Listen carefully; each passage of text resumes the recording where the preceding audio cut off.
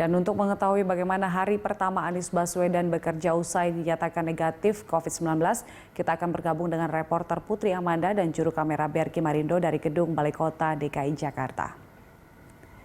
Ya Amanda, bagaimana kondisi dari Gubernur Anies Baswedan di hari pertamanya setelah dinyatakan negatif COVID-19?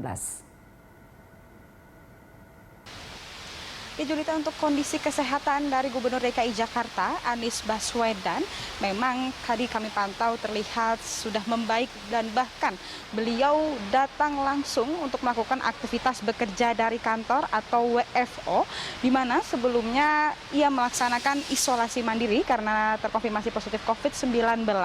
yang mengharuskan ia mengemban tugasnya sebagai Gubernur DKI Jakarta secara daring ataupun secara virtual. Selama isolasi mandiri yang dilakukan oleh Anies Baswedan, ini tepatnya di Rumah Dinas Menteng Jakarta Pusat kurang lebih 1 bulan lamanya, tentunya didampingi pula oleh tim medis dari rumah sakit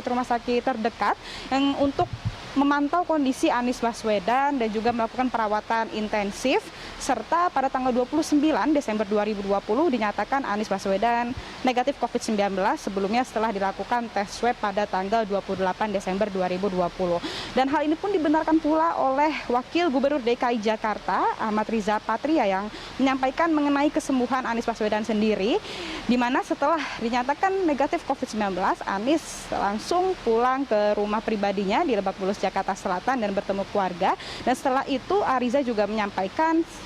bila mana memang Anies Baswedan telah negatif COVID-19,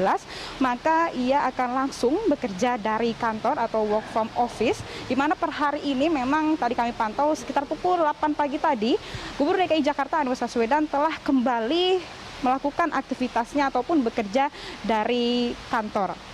Dan tadi kami pantau juga, Julita, mengenai protokol kesehatan COVID-19 juga diperketat. Seperti tadi kami pantau ada beberapa titik tempat cuci tangan yang ditambah, serta untuk kapasitas dari WFH atau work from home ini juga diperketat lagi hingga 75%. Jadi yang masuk hari ini para aparatur sipil negara yang masuk ke Balai Kota memang kami pantau hanya sekitar 25%-nya saja sesuai dengan kebijakan yang memang sudah diambil Pemprov DKI sendiri. Julita. Ya Amanda, bagaimana dengan kehadiran ASN setelah libur Natal dan Tahun Baru di Balai Kota? Ya Julita, berdasarkan pantauan kami sejak pukul 6:30 pagi tadi, memang untuk aparatur sipil negara ini sudah mulai berdatangan sejak pagi tadi. Dan jika merujuk kepada surat keputusan bersama ataupun SKB yang telah diterbitkan dan juga ditandatangani oleh 3 kementerian terkait, yang berisikan mengenai ASN ini harus masuk kembali bekerja di kantor per 4 Januari 2021, di mana jika melanggar sejumlah ketentuan yang sudah di dalam keputusan surat tersebut, maka ASN ini tentunya akan dilakukan ataupun diberikan sanksi yang cukup tegas jika merujuk kepada peraturan pemerintah nomor 53 tahun 2010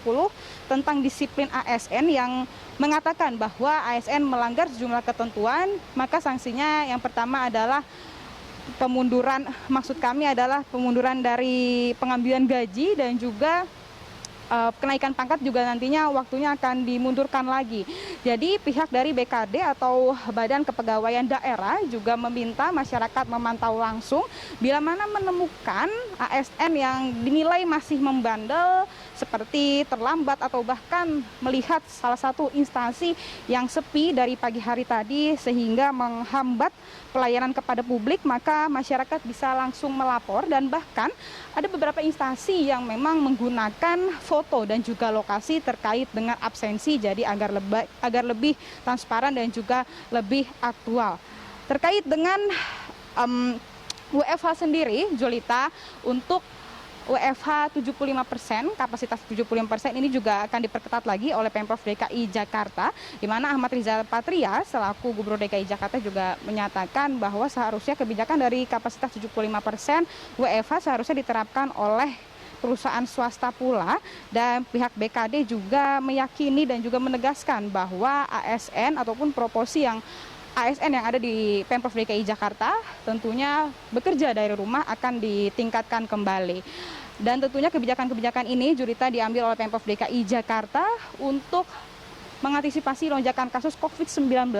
pasca libur Natal dan juga Tahun Baru 2021, di mana juga nantinya akan memperketat kembali seperti jam malam juga akan ditetapkan begitu, seperti untuk kafe, restoran ataupun mal ini akan ditutup pada pukul 7 malam. Dan juga tempat-tempat hiburan juga akan dilakukan pengetatan ataupun jam operasional ini akan dibatasi. Hingga saat ini memang Pemprov DKI Jakarta telah menerapkan kembali, Julita, PSBB transisi, di mana jika kita telah amati bersama ya Julita, kalau banyak masyarakat ataupun pihak-pihak tertentu yang menginginkan Pemprov DKI Jakarta untuk mengambil kebijakan rem darurat, seperti kita ketahui bersama pula bahwa untuk saat ini tiap harinya baik itu di kabupaten, baik itu di kecamatan ataupun di kelurahan yang ada di DKI Jakarta, angka kasus positif COVID-19 ini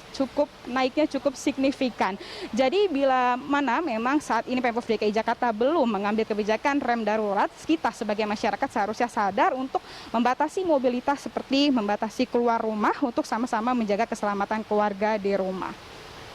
Sementara demikian, Julita, kami kembalikan ke Anda di studio. Baik Amanda, terima kasih untuk informasinya. Selamat bertugas kembali. Pemirsa, laporan dari Putri Amanda dan juru kamera Berke Marindo dari Gedung Balai Kota Jakarta Pusat.